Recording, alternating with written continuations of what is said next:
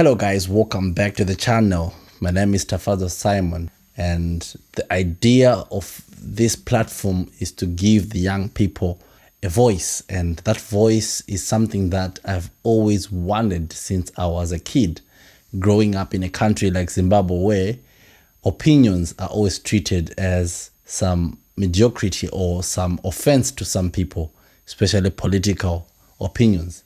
I remember my brothers used to say, don't speak about politics. It's quite dangerous during Mugabe's time, and our voices were muted and we were silenced to talk about the affairs of our country. And this platform represents all the young men, all the young people who see the future of the country being determined or being carried forward by the young ones like you and I, and all those who have lost an opportunity because we have had leaders that silence the young ones who want to speak out.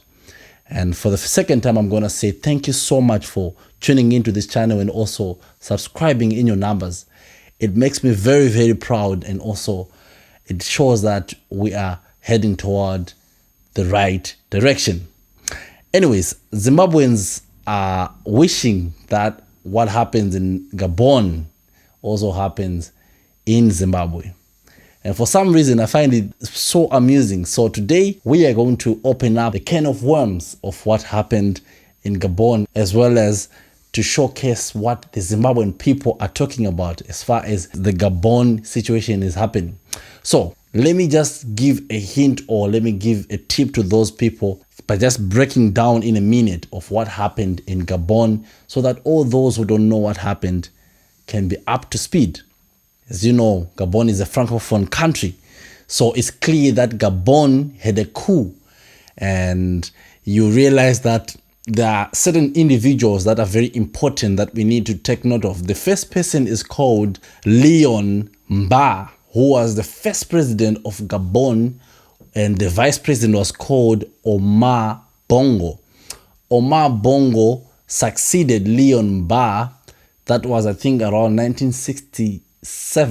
And then Omar Bongo took over the reins of power of Gabon for 43 years. 43 years. And then he left the seat for his son when he died. The son is the one called Ali Bongo, who is causing a stir in the country. Anyway, to just break it down for you, Ali Bongo is seeking a third term, and he had rigged already the election of 2023. But the army had connived with his wife, Sylvia Bongo, who was intending to bring her son, who is called Noureddin Bongo, or I don't know, Noureddin Bongo, who was supposed to take over the throne. I call it a throne because it was clearly a dynasty. But however, it didn't go as planned. The military did not allow that to happen. So, however, they took control of the country, and then it went south. I would like us to watch one video where the man was walking in a very stylish way, and all of us can agree that this man is fit for the throne, is fit for the seat as the president. Look at him. I'm not surprised that most of you are wondering what kind of a man would like to be in such a state and still cling to power. It's quite funny, right? And I wouldn't blame the wife for looking for a successor in her son after seeing such a state of a man whom she calls the husband. So we have great philosophers like Aristotle who have said the whole is more than the sum of its part, which simply means that it's better to have the whole of it than to have the sum of small parts, which means it doesn't accumulate to what they want. They want it all. The politicians want it all. They want to grab, they want to take the small, they want to take the whole loaf, they want to take the half of the extra loaf. So the Zimbabwean people have been having thoughtful wishes about the coup that is happening in Gabon, and they want also to have a second version of a coup because what they had was a scam. So I'm going to go through the reactions from different Zimbabweans from different platforms, and this is going to be a bit fun and witty. First, this was a video that shows the Gabonese men and Zimbabwean men in comparison when it comes to dealing with booze. And pretty much this symbolizes the authoritarian regime as a boo. So let's watch and see what it signifies. You see, I don't blame the people of Zimbabwe. They were sold a fake coup and now they crave for a real one. They still want to see a real transitional government put in place by the military before they see this charade of a military that is in place but then bringing the same old regime back in office. Next is a lady called Chris who is coming with another satire showing a man on top of a crocodile in what appears to be someone playing with a dangerous animal.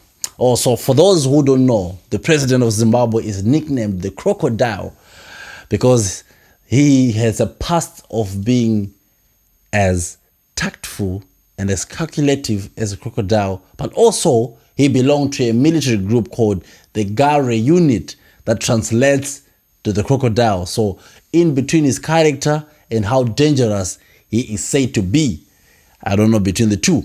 So you realize that the people are really desperate for change and they're bringing in these memes and stuff to express how they feel. You know, one funny thing about Zimbabweans is that they joke even in terms of things that are very serious. Next, how can it be a political issue without hope watching on?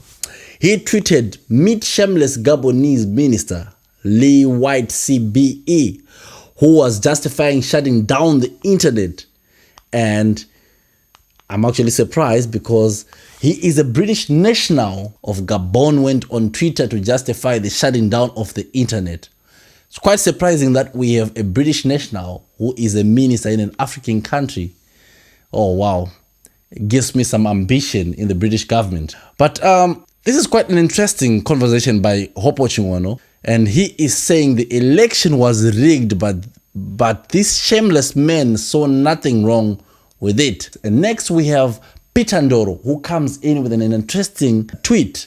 Oh, I don't know if it's a tweet or an X these days. He says, "As one watches events in Gabon, it is hard not to draw parallels with the role of the military played in removing Robert Mugabe from power in Zimbabwe.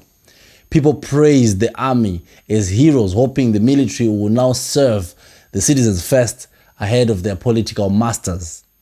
Lessons, question mark.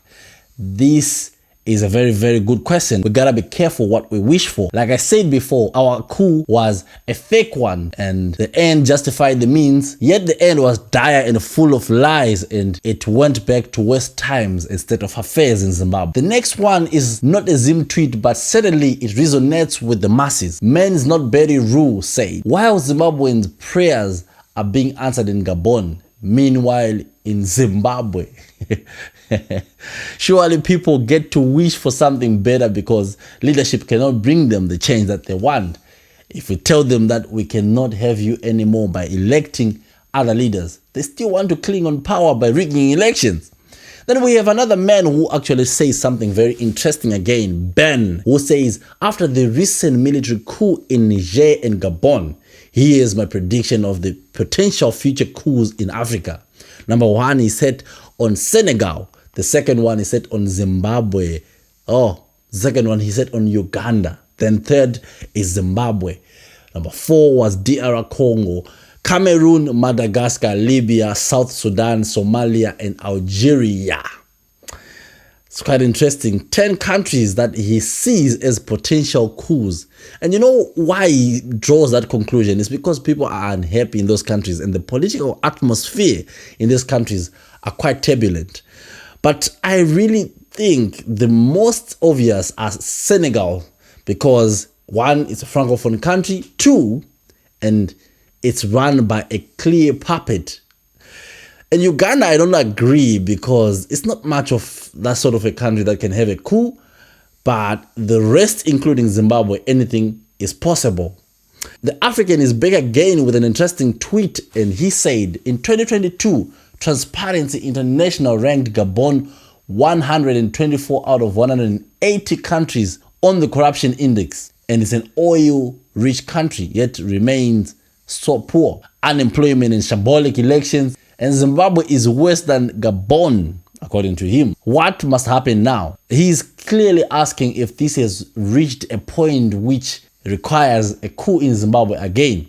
And I always tell people that if there's anything they should do to make these leaders go, it's supposed to be calling them who they truly are, thieves.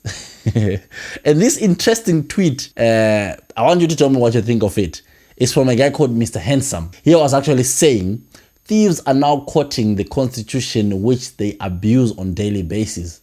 And guess who came to defend without being named as a thief? Nick Mangwana. He just came and explained this on this tweet. Tell me what you think about it, and then we'll talk about it. So, the young people should normalize speaking out. I at once was afraid of speaking out until I realized that I'm getting too old and my child will be in the same predicament again, into this whole quagmire of being shut because you can't express yourself. And another one from Mr. Handsome. He says Nigeria and Zimbabwe have always claimed to be educated, but the elections get stolen in those countries and the education does nothing for the masses. If Gabon did it, and Zimbabwe can also did it, in Nigeria too, the question is, where is the lie from Mr. Handsome? I think it's very, very important that we understand that these educated countries, I really have to question the African education system, because the more educated people are, the more they're reluctant. They don't even want to push the existing governments. It's like a pill or a drug that makes you slumber when it comes to political wokeness or the woke culture when it comes to politics. The last one of the day is from the big brother Hopewell. He was responding to Mbalula, who said, Africa, we can support coups. Then Hopewell came in and said, you don't want to support the coup in Gabon, but you supported the Zimbabwe coup. What a joke. On this one, I think I have to disagree with my brother Hopewell, because everyone was fooled by ED and the army. Let's be honest here. Everyone celebrated the exit of Mugabe and people thought this was the new era for Zimbabwe. Everyone was celebrating and jumping around in the streets. People even took selfies with the army, but what came out of it? Nothing. So Hopewell on this one, I don't think it's true. What's true, however, is that people were fooled into believing the coup by AD was a people's movement. Rather, it was just a selfish ambition to retain power and come back afloat. Anyway, tell me what you think about these reactions by Zimbabwean people. And clearly, the spirit of coups is running down in Africa, but it's far from reaching SADC or reaching Southern African countries. So tell me what you think about this whole thing. And please don't forget to comment in the comment section below. And don't also forget to like, share, and subscribe to my channel, because I can tell that you like this content. And we are going to bring more content together. Love you. Peace out.